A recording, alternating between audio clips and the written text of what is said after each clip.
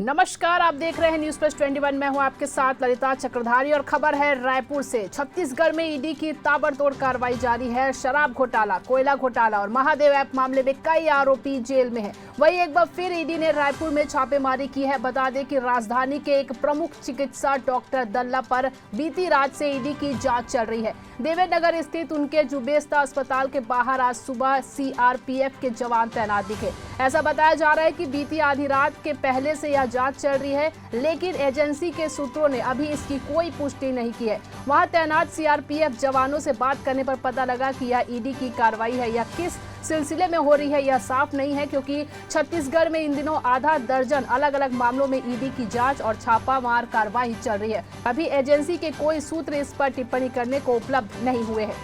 आपको बता दें कि डॉक्टर दल्ला एक वक्त राज्य सिकल सेल संस्थान में भी सक्रिय थे। डीएमएफ की राशि सिकल सेल संस्थान में भी उपयोग की गई है। ईडी इन दिनों डीएमएफ घोटाले की भी जांच कर रही है।